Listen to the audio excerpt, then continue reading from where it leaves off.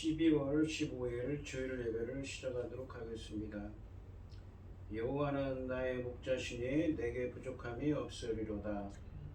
그가 나를 푸른 풀밭에 누이시며 쉴만한 물가로 인도하시는도다. 내 영혼을 소생시키시고 자기 이름을 위하여 의의 길로 인도하시는도다. 내가 사망의 음침한 골짜기로 다닐지라도 해를 두려워하지 않을 것은 주께서 나와 함께 하심이라. 주의 지팡이와 막대기가 나를 안위하시나이다. 주께서 내 원수의 목전에서 내게 상을 차려주시고 기름을 내 머리에 부으셨으니 내 잔이 넘치나이다. 내 평생의 선하심과 인자하심이 반드시 나를 따르리니 내가 여호와의 집에 영원히 살리로다. 아멘. 저희들을 창세전에 특정하시고 여기까지 인도해 주신 주님 감사드립니다. 오늘 예배 가운데 임재하여 주시고 이 예배가 신령과 진정으로 드려지는 예배가 되게 하여 주시옵소서. 이 모든 말씀 거룩하신 예수님의 이름으로 기도드립니다. 아멘. 찬송가 28장입니다. 복의 근원 강림하사 찬송하게 하소서. 한량없이 자비하시 증량할 길 없도다. 천사들의 찬송가를 내게 가르치소서. 구속하신 그 사랑을 항상 찬송합니다. 주의 크신 도움받아 이때까지 왔으니 이와 같이 천국에도 이르기를 바라네. 하나님의 품을 떠나 죄에 빠진 우리를 예수 구원하시려고 보혈 흘려 주셨네. 주의 귀한 은혜 받고 일생 빚진 자네네. 주의 은혜 삭을 내사 나를 주께 매소서. 우리 마음은 연약하여 범죄하기 쉬우니 하나님이 받으시고 전국인을 치소서. 아멘.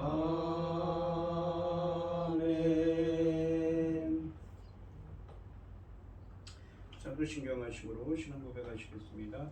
전능하사 천지를 만드신 하나님 아버지를 내가 믿사오며 그의 아들 우리 주 예수 그리스도를 믿사오니 이는 성령으로 잉태하사 동정녀 마리아에게 나시고 본디오 빌라도에게 고난을 받으사 십자가에 못 박혀 죽으시고 장사한 지 사흘 만에 죽은 자 가운데서 다시 살아나시며 하늘에 오르사 전능하신 하나님 우편에 앉아 계시다가 저리로서 산자와 죽은 자를 심판하러 오시리라.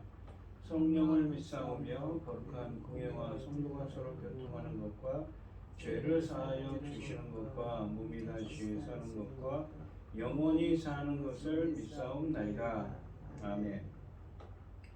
교동문 54번입니다. 여호와께서 시온의 포로를 돌려 보내실 때에 우리는 꿈꾸는 것 같았도다. 그때 우리 입에는 웃음이 가득하고 우리 혀에는 찬양이 찾았도다. 그때 문 나라 가운데에서 말하기를 여호와께서 그들을 위하여 큰 일을 행하셨다 하였도다. 여호와께서 우리를 위하여 큰 일을 행하셨으니 우리는 기쁘도다. 여호와여 우리의 포로를 남방 시내들 같이 돌려 보내소서. 눈물을 흘리며 씨를 뿌리는 자는 기쁨으로 거두리로다. 울며 씨를 뿌리러 나가는 자는 반드시 기쁨으로 그 곡식단을 가지고 돌아오리로다. 아멘. 찬송가 292장입니다. 주 없이 살 수 없네 죄인의 구주여, 그 귀한 몸의 피로 날 구속하소서. 주의 사랑으로 흘리신 보혈이 내 소망 나의 이유 내 영광 됩니다. 주 없이 살 수 없네 나 혼자 못 서리. 힘없고 부족하며 지혜도 없도다. 내 주는 나의 생명 또 나의 힘이라. 주님을 의지하여 지혜를 얻으리. 주 없이 살 수 없네 내 주는 아신다. 내 영의 깊은 간구 마음의 소원을 주답게 나의 마음 이 알아주리요. 내 마음 위로하사 평온케 하시네. 주 없이 살 수 없네 세월이 흐르고 이 깊은 고독 속에 내 생명 끝나도 사나운 풍랑일 때 날 지켜주시니 내 곁에 계신 주님 늘 힘이 됩니다. 아멘. 기도하겠습니다. 할렐루야. 새 노래로 여호와께 노래하며 성도 모임 가운데에서 찬양할지어다. 이스라엘은 자기를 지으신 이로 말미암아 즐거워하며 시온의 주민은 그들의 왕으로 말미암아 즐거워할지어다. 춤추며 그의 이름을 찬양하며 소고와 수금으로 찬양할지어다. 천지 만물을 지으신 전능하신 하나님 아버지, 어리석고 보잘것없는 저희를 자녀 삼으시고 아버지의 사랑 가운데 살아가게 하심을 감사드립니다. 전능하신 하나님 아버지, 어려운 가운데 아버지 이 나라에 아버지 하나님께서 이루어 주신 일을 감사드립니다.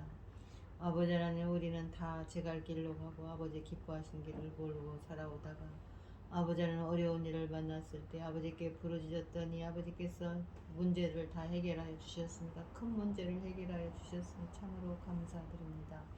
전능하신 하나님 아버지, 앞으로 우리가 헤쳐나갈 길도 아버지 만만치 않사오니 아버지 하나님 도와주시옵소서. 끝까지 아버지께서 기뻐 받으실 제사장 나라 사명 감당하는 이 나라 되도록 도와주시옵소서.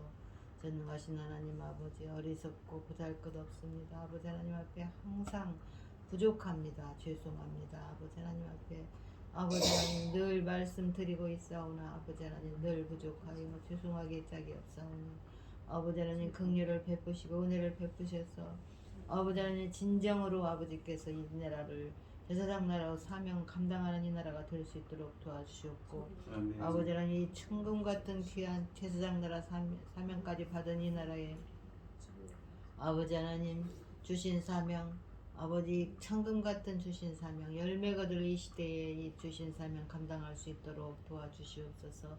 열매 거들 이 시대에 당신의 사랑하는 종 열매 거들 말씀을 들고 강단에 세우셨사오니 아버지는 이 말씀으로 말미암아 아버지께서 기뻐 받으실 열매들이 넉넉히 나올 수 있기를 간절히 소원하옵고 이 모든 말씀 억만 죄악 가운데서 우리를 구원하여 주신 예수 그리스도 이름으로 기도드리옵나이다. 아멘. 오늘 함께 하실 하나님의 말씀은 마태복음 8장 1절로 4절 말씀입니다. 마태복음 8장 1절로 4절입니다. 신약성경 11쪽입니다. 교독을 하겠습니다. 제가 먼저 읽겠습니다. 예수께서 산에서 내려오시니 수많은 무리가 따르니라. 한 나병 자가 나와 절하며 이르되 주여 원하시면 저를 깨끗하게 하실 수 있나이다 하거늘 예수께서 손을 내밀어 그에게 대시며 이르시되 내가 원하노니 깨끗함을 받으라 하시니 즉시 그 나병이 깨끗하여 진지라. 예수께서 이르시되 삼가 아무에게도 이르지 말고 다만 가서 제사장에게 내 몸을 보이고 모세가 명한 예물을 드려 그들에게 입증하라 하시니라. 아멘. 찬송가 86장입니다. 내가 누르지 않은 예수 나의 상처 입으신 영을 불쌍하게 여기서 위로하여 주시니 미쁘신 나의 좋은 친구 내가 의지하는 예수 나의 사모하는 친구 나의 기도 들으사 응답하여 주시니 미쁘신 나의 좋은 친구 주의 손 의지하고 살 때 나를 해할 자가 없도다. 주님 나의 마음을 크게 위로하시니 미쁘신 나의 좋은 친구 내가 의지하는 예수 나의 사모하는 친구 나의 기도 들으사 응답하여 주시니 미쁘신 나의 좋은 친구 내가 요단강 건너가서 마음이 두려워서 떨 때도 주가 인도하시니 어찌 두려워하랴 미쁘신 나의 좋은 친구 내가 의지하는 예수 나의 사모하는 친구 나의 기도 들으사 응답하여 주시니 미쁘신 나의 좋은 친구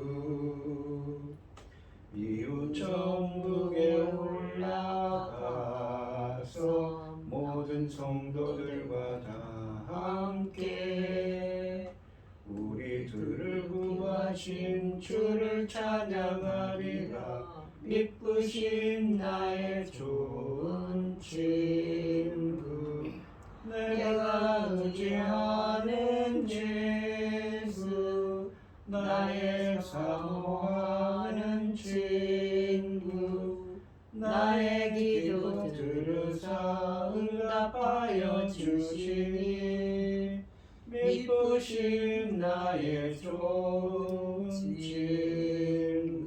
친구. 아멘. 오늘 본문 말씀의 제목은 내가 원하노니 깨끗함을 받으라입니다. 아멘. 이 마태복음 4장 23절 말씀해 보시면 예수께서 온 갈릴리에 두루 다니사 그들의 회당에서 가르치시며 천국 복음을 전파하시며 백성 중에 모든 병과 모든 약한 것을 고치시니라고 하셨습니다.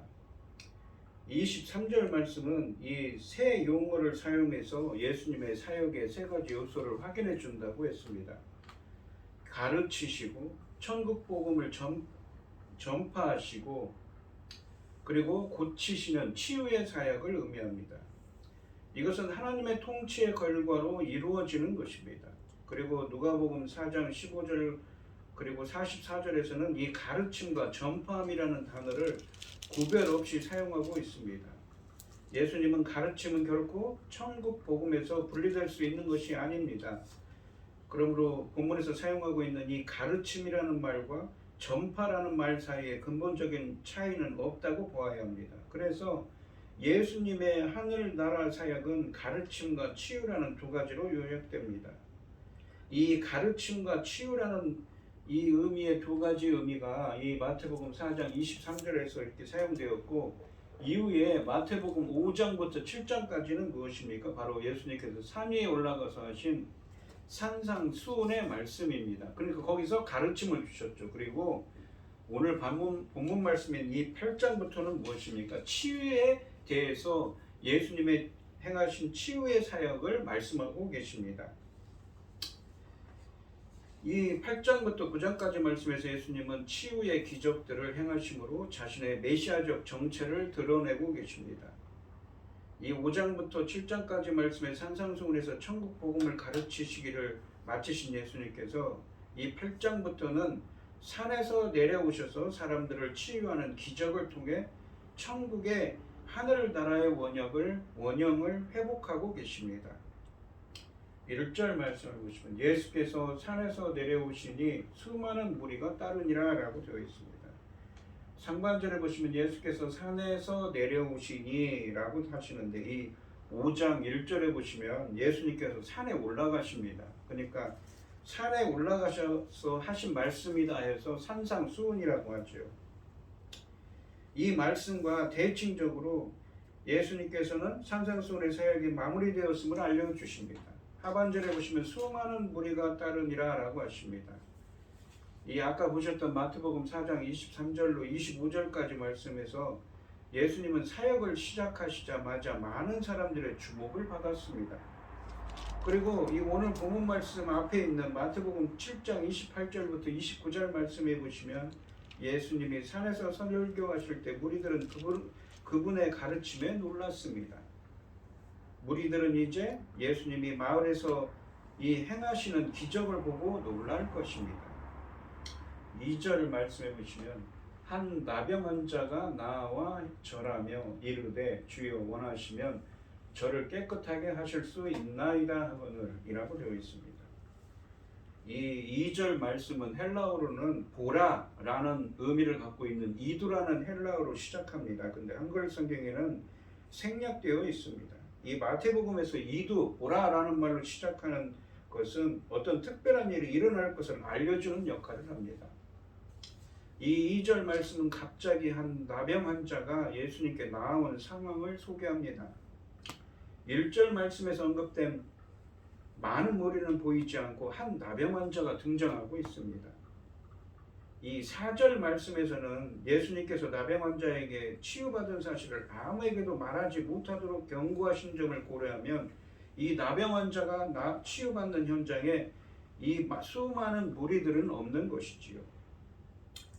여기서 이 언급된 나병은 오늘날 생각하는 한센병, 나병 환자만을 의미하는 것이 아닙니다. 좀 더 폭넓게 심각한 피부 손상 질환들을 포함한 것입니다.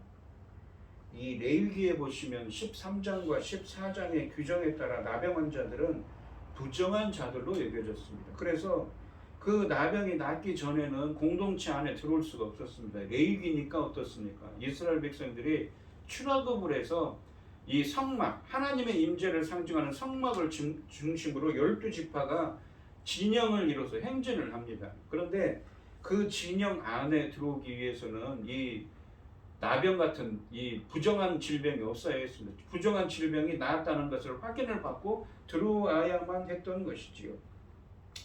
질병의 상태가 사라지면은 제사장에게 검사를 받고 적합한 예물과 정결 예식을 거쳐서 정결한 사람으로 인정받아야만 이 공동체에 들어가는 것이 허락되어 있었습니다.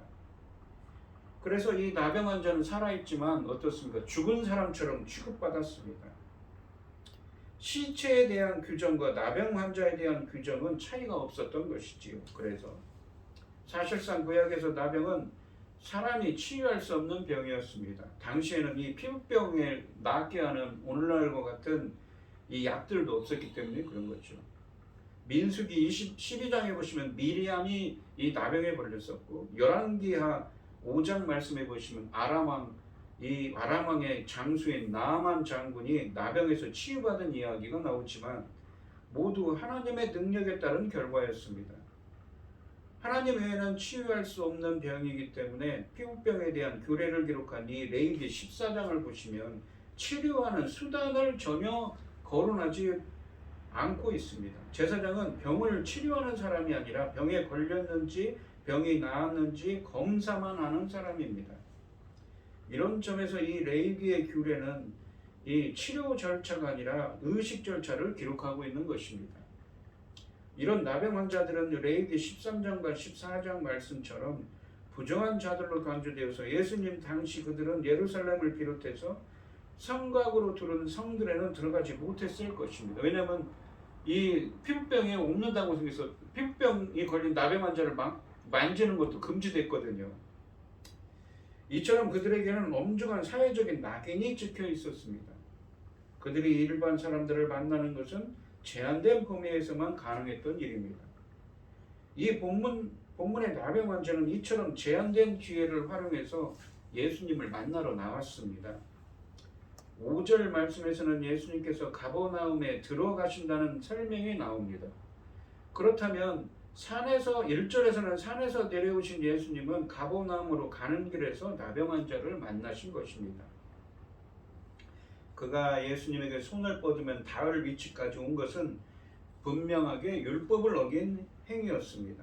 그럼에도 불구하고 나병 환자는 믿음으로 어떤 조건에도 불구하고 예수님의 권위를 믿고 도움을 청하기 위해 나아왔습니다. 이 나병 환자는 율법과 사회적 관습을 모두 깨고 치유받기 위해 예수님께 나온 것입니다. 어떤 장애물도 토라의 명령조차도, 그러니까 율법의 명령조차도 예수님께 오는 그를 막지 못했습니다. 그는 예수님께 절하며 말합니다. 주여 원하시면 저를 깨끗하게 하실 수 있나이다 라고 말합니다.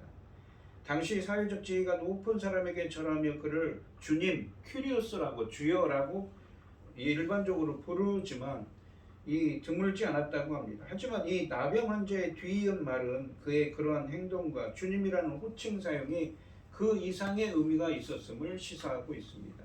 주님께서 원하시면 저를 깨끗하게 하실 수 있나이다 라는 말이 참 중요한 말입니다. 이런 점들을 비추어 볼 때 이 나병 환자가 예수님께 절하고 주님이라는 호칭을 사용한 것은 그가 예수님을 메시아적인 대행자로 인정하고 그렇게 한 것이라는 것을 보여줍니다. 이 나병 환자는 예수님에게 자신을 깨끗하게 해주실 수 있다고 확신하고 있습니다. 특히 그가 하나님께서 원하시면이라고 하지 않고 주님께서 원하시면이라고 말한 것은 나병에 대한 예수님의 절대적인 권위를 확신하는 태도를 보여주고 있습니다. 이 나병 환자에게 문제가 되는 것은 예수님의 능력이 아니라 예수님의 마음인 것이죠. 예수님의 원하시는가 원하지 않는가 거기에 달린 것이라는 것입니다. 그는 자신의 병이 하나님 앞에 나갈 수 없는 부정한 상태인 것을 알고 있습니다.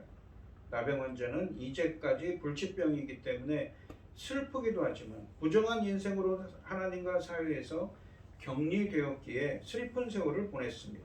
이 문둥병자의 간청에는 오로지 예수님만이 자기를 문둥병에서 낫게 해주실 수, 깨끗하게 해주실 수 있다는 확고한 믿음이 나타나 있었습니다. 그러므로 그에게는 단지 예수님께서 원하시느냐 아니냐만이 문제였던 것입니다. 그가 예수님의 능력을 확신하고 있으나 그 치유 여부는 전적으로 주님의 뜻에 달려 있으므로 그것에 순종하고 있음을 또한 피력하고 있습니다. 사회적으로 소외되고 격리된 이 나병 환자야말로 가난하고 애통한 자에게 복이 있다는 예수님의 산상수훈의 말씀을 듣고 용기를 낼 수 있는 사람입니다. 그는 비난과 조롱, 멸시와 수치와 보이지 않는 장벽을 넘어 예수님께 나아왔습니다. 자신의 질병이 아무리 중해도 주님이 거절하지 않으실 것이라 믿고 담대히 나아가는 태도가 믿음인 것입니다. 내가 만든 혹은 타인에 의해 강요된 그 어떤 장애와 장벽도 주님께는 문제될 것이 없습니다. 그 문제될 것이 없음을 인정하며 다 맡기기 위해 나오는 것, 그것이 믿음인 것이지요. 누구에게도 꺼지지 못한 존재적 부정함을, 수치와 불안의 원인을 주님께 맡겨 드려야 하는 것입니다. 3절에 보시면 예수께서 손을 내밀어 그에게 대시며 이르시되 내가 원하노니 깨끗함을 받으라 하시니 즉시 그의 나병이 깨끗하여진지라. 그러니까 나병 환자를 만지는 것은 어떤 것입니까? 율법에서는 금하는 것이지요. 부정하다고 해서. 근데 예수님은 그에게 손을 내밀어 대시고 낫게 하셨습니다. 이 나병 환자의 말을 들으신 예수님은 손을 내밀어 그에게 대시며 말씀하셨습니다. 예수님은 말씀만으로도 다양한 치유 기적을 행하실 수 있는 분입니다. 따라서 나병 환자의 병도 말씀만으로 얼마든지 치유할 수 있었을 것입니다. 그런데도 그분은 나병 환자를 손으로 만지셨습니다. 나병 환자를 만지는 사람은 부정해질 뿐만 아니라 감염될 수도 있기 때문에 누구도 만지려 하지 않았을 터인데 그분께서 그를 굳이 만지신 것은 매우 의도적인 행동으로 보입니다. 이것은 나병 환자에 대한 긍휼과 환대의 마음이 드러나는 장면이 아닐 수 없습니다. 본문은 이러한 의도성을 강조하기 위해 손을 내밀어와 만지며라는 두 가지 단어로 이 두 가지 표현을 함께 사용하고 있습니다. 9장 25절 말씀에서 예수님은 역시 만지면 부정해지는 죽은 자도 만지고 계십니다. 본문은 예수님의 이러한 이 행동들을 부각함으로써 예수님께서 이제 구약의 정결 규례에 얽매이지 않으신다는 점을 시사하고 있습니다. 아까 말했던 이 레위기에 나오는 그 규정들이 구약에 나오는 정결 규례라고 합니다. 예수님은 말씀으로도 얼마든지 고치실 수 있지만 그에게 전혀 친히 손을 대심으로 그에 대한 친절과 사랑과 자비를 묘사하시며 그의 그러한 사랑으로 말미암아 부정한 자가 깨끗하게 된다는 구원의 메시지를 전달하십니다. 나병 환자를 만지신 예수님께서 그에게 말씀하십니다. 내가 원하노니 깨끗함을 받으라 라고 하십니다. 예수님의 이 말씀은 나병 환자의 요청과 평행을 이루는데 2절에서는 주여 원하시면 이라는 말에 대해서 내가 원하노니 라고 답변하신 것은 주목할 만합니다. 특히 하나님께서 원하신다가 아니라 내가 원한다 라는 선언은 듣는 이들에게 매우 충격적인 선언이었을 것입니다. 왜냐하면 구약 성경에 보시면 이 나병을 낫게 할 수 있는 분은 누구입니까? 하나님 한 분밖에 없기 때문이지. 이는 나병에 대한 예수님의 절대적인 권위를 인정하신 것이기 때문입니다. 예수님은 당신의 이러한 권위를 이 깨끗함을 받으라라는 명령으로 더욱 분명히 하고 계십니다. 구약 성경에서는 하나님만이 나병을 치유하셨지만 이제 예수님은 자신이 치유할 수 있다고 선언하십니다. 예수님은 하나님만이 행하시는 치유의 권위를 갖고 계신 것이지요. 이제 예수님의 절대적 권위는 말뿐 아니라 치유의 결과로 확고히 확증됩니다. 예수님께서 명령하시자 곧바로 그의 나병이 깨끗해졌기 때문입니다.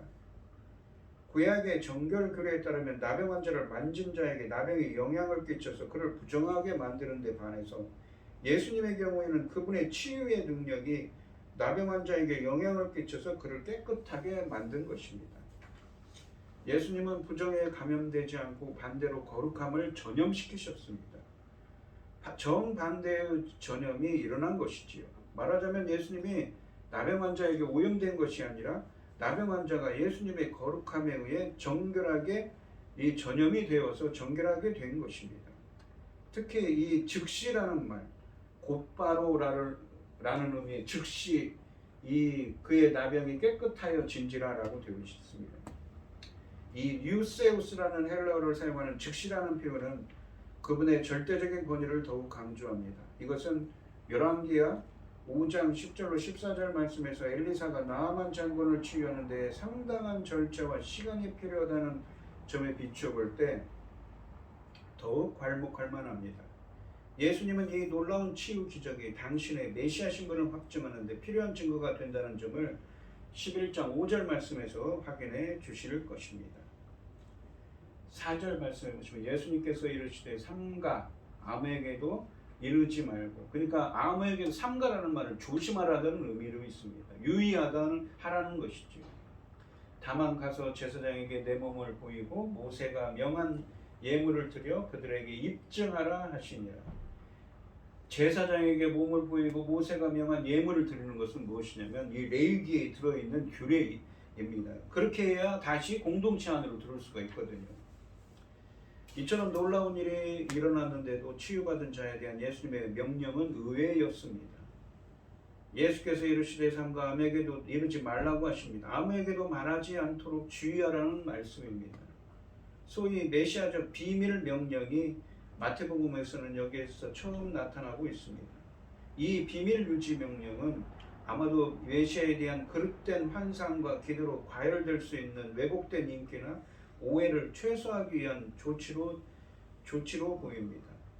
예수님은 사람들이 오해한 메시아 사상의 기초에서 자신에게 오는 것을 막으신 것입니다. 이 명령에 이어 하반절에서 예수님은 치유받은 자에게 다만 가서 제사장에게 내 몸을 보이고 모세가 명한 예물을 드려 그들에게 입증하라라고 명령하십니다. 예수님은 먼저 제사장에게 가라고 지시하십니다. 레위기 14장 1절부터 32절 말씀에 의하면 나병 환자가 치유된 후 사회에 복귀하기 위해 취해야 할 첫 번째 절차가 바로 제사장에게 보이는 것입니다. 그러면 제사장이 확인한 후 깨끗하다고 선언하면 치유받은 자는 그때부터 예물을 드리는 절차를 포함한 긴 과정의 정결 예식을 행할 수 있게 됩니다. 이러한 절차가 끝나면 나병 환자의 치유는 완결되고 그 사실이 사람들에게 증거로 공표되면 그는 마침내 사회에 복귀할 수 있게 되었습니다.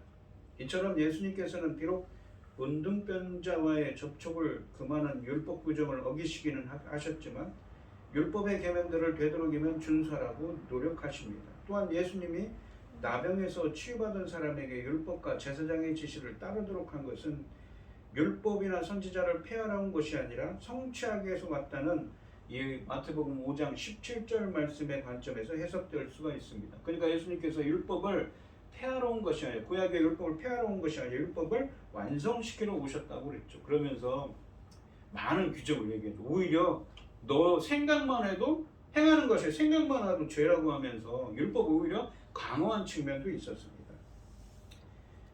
나병은 치유를 넘어 정결을 요구하는 병이므로 치유받은 사람은 율법의 절차에 따라 제사장에게 치유된 이 몸을 보이고 모세의 법대로 예물을 드려야 합니다. 그것이 절차였던 것이죠. 다시 사회로 돌아갈 수 있는 예물을 드리라는 것은 제사를 드리라는 것입니다.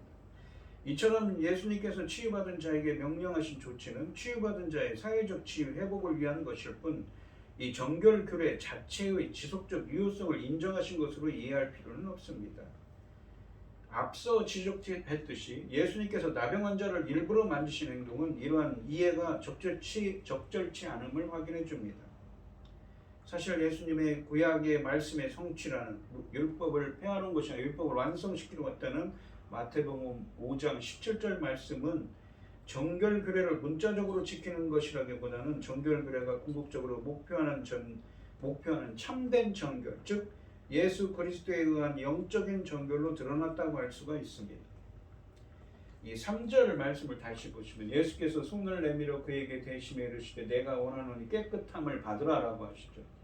하시니 즉시 그의 나병이 깨끗하여진지라. 이 깨끗하다라는 말이 헬라어로 카사리조입니다. 카사리조의 깨끗하게 되다라는 말의 수동태입니다. 그러니까 깨끗하게 되었다는 것이죠. 깨끗하다라는 말의 수동태니까 누구에 의해서? 예수님에 의해서 된 것이죠. 이 카사리조라는 말은 정결 예식과 관계된 단어입니다. 뭐냐면 우리가 말씀드린 레위기 13장 14장에 보시면 이 깨끗하게 된다는 의미의 히브리어가 있습니다. 그 말을 헬라어로 번역한 72년 성경에서 이 카사리조로 번역을 한 겁니다.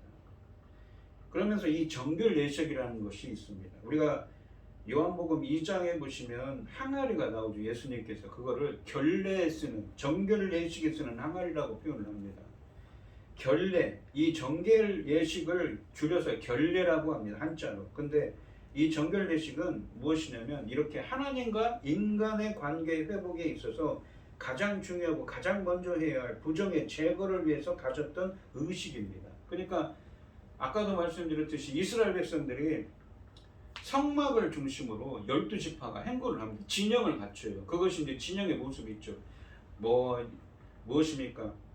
유다 지파는 어디에 서고, 에브라임 지파는 어디에 서고, 그것을 다 해놨습니다. 동쪽에서 오냐, 남쪽에서 오냐, 북쪽에서 오냐. 그러한 진영을 갖추죠. 근데 그러한 진영에 있기 위해서는 무엇입니까? 오늘 본문에 나오는 나병 같은 부정한 것은 다 없어야 되는 거예요. 그러니까 아까도 설명드렸듯이 이 성막이라는 거는 하나님의 임재의 상징입니다. 성막에 무엇이 있습니까? 언약궤가 있죠. 언약궤 위에 하나님의 천사들의 날개를 펴고 무엇인가를 떠받치는 형상으로 되어 있습니다. 그것이 무엇입니까? 무엇을 떠받치고 있습니까? 하나님의 보좌입니다.